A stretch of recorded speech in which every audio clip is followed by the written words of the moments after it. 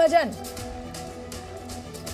तो ये आप देखिए, ये कॉम्बिनेशन, तीनों ही चेहरे एक बड़ा सरप्राइज। खुद उनके अपने लिए भी, चाहे विष्णुदेव साय, उन्होंने कभी सपने में नहीं सोचा होगा कि वो मुख्यमंत्री बनेंगे, चाहे मोहन यादव हो, उन्होंने भी नहीं सोचा था, और अब भजनलाल शर्मा पहली बार विधायक बने और पहली बार में लॉटरी निकल गई। मैं एक बार रविंद्र का रुख कर लेती हूं। रविंद्र, विष्णु, मोहन, भजन,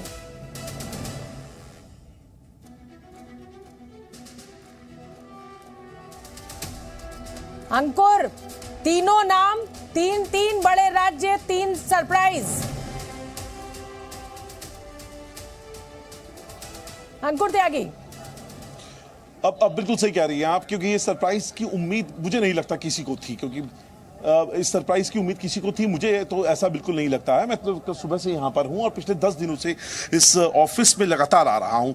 हर रोज का नियम है, भजनलाल जी आते हैं डेली अपने उन चर्चाओं के बीच में, जब मुख्यमंत्री कौन बनेगा, कभी कोई दिया कुमारी का नाम, पूर्व मुख्यमंत्री वसुंधरा राजे का नाम, गजेंद्र सिंह शेखावत, ये तमाम नाम चलते रहते थे और यह चर्चाएं चलती रहती थी इस ऑफिस के अंदर। और उस दौरान भी भजनलाल जी रोज आते थे, रोज का अपना यहाँ कार्यक्रम, एक सीधे साधा व्यक्तित्व, और उसी सीधे साधे व्यक्तित्व के तौर पर यहाँ पर आकर अपना काम क्या करते थे। और अब जब वो आए और आकर उन्होंने उनका जब नाम अनाउंस किया गया, ये अपने आप में मुझे नहीं लगता कि किसी के लिए भी इसको गैस कर पाना इतना आसान अरे अंकुर, खुद उनके लिए गैस कर पाना मुश्किल था। सिंधिया के जरिए पहले उनको प्रस्तावक बनाया। आप कह रहे हैं किसी और के लिए, यहाँ तो मुझे लगता है चाहे विष्णुदेव साय हो, चाहे मोहन यादव हो, और चाहे भजनलाल शर्मा हो, इन तीनों ने खुद कभी सपने में नहीं सोचा होगा चुनाव लड़ने के पहले, चुनाव लड़ने के बाद, जीतने के बाद, कि ये मुख्यमंत्री बनने जा रहे हैं। तो मतलब ये तो बिल्कुल कंप्लीट, एक जिसे कहा जाए कि सरप्राइज है,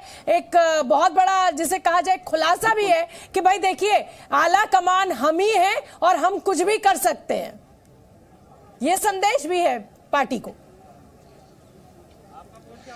देखिए, बीजेपी एक संदेश देने की बीजेपी एक संदेश देने की यहाँ पर कोशिश कर रही है, और जिस माहौल में बीजेपी ने ये नाम अनाउंस किया, वो तरीका मेरे को लगता है बाकी की जो पार्टी हैं जो अंतरकलह में की शिकार हो रही हैं उनके लिए एक नजीर है। वसुंधरा राजे को लेकर लगातार चर्चा हो रही थी, उनसे विधायक मिलने जा रहे थे, पार्टी टूट जाएगी या पार्टी में विद्रोह हो जाएगा, बगावत हो जाएगी, ये जो तमाम शगुफे उस वक्त छिड़े हुए थे, उस बीच में खुद वसुंधरा राजे सिंधिया का हंसते हुए निकलना, उनका एयरपोर्ट भी जाके राजनाथ सिंह को लेके आना, फिर यहां पर आकर प्रस्तावक बनना। थोड़ा पीछे जाके देखेंगे 2013 का ये परिपाटी, अगर आपको याद होगा 2013 में जब गोवा में सम्मेलन हुआ था और तब प्रधानमंत्री के पद के तौर पे कौन होगा, नरेंद्र मोदी का नाम चल रहा था, तब लाल कृष्ण आडवाणी माना जा रहा था, अड़े हुए थे। तब उस मीटिंग में लाल कृष्ण आडवाणी से ही प्रस्तावक बनाकर नरेंद्र मोदी का नाम 2014 के इलेक्शंस के लिए प्रस्ताव दिया गया था।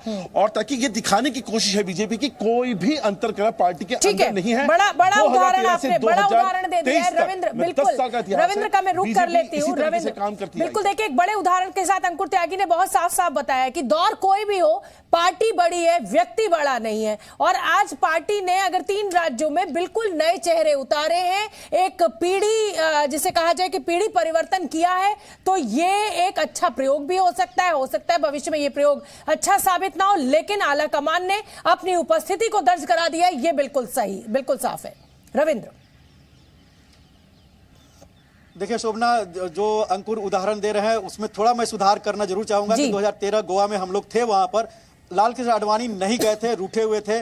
वहां पर बाकी नेताओं ने तय कर लिया कि नरेंद्र मोदी को कैंपेन कमेटी का चेयरमैन बनाया जाएगा। और फिर दिल्ली में पार्लियामेंट्री संसदीय बोर्ड की बैठक हुई, इसमें भी आडवाणी नहीं आए, लेकिन राजनाथ सिंह अध्यक्ष के तौर पर उनको मुख्यमंत्री पद का उम्मीदवार घोषित कर दिया। तो जाहिर सी बात है, बिल्कुल अंकुर भी सही कर रहे हैं और आप भी, कि पार्टी बड़ी होती है, व्यक्ति नहीं होता। और बिल्कुल ठीक है रविंद्र, अब आप बने रहिए मेरे साथ।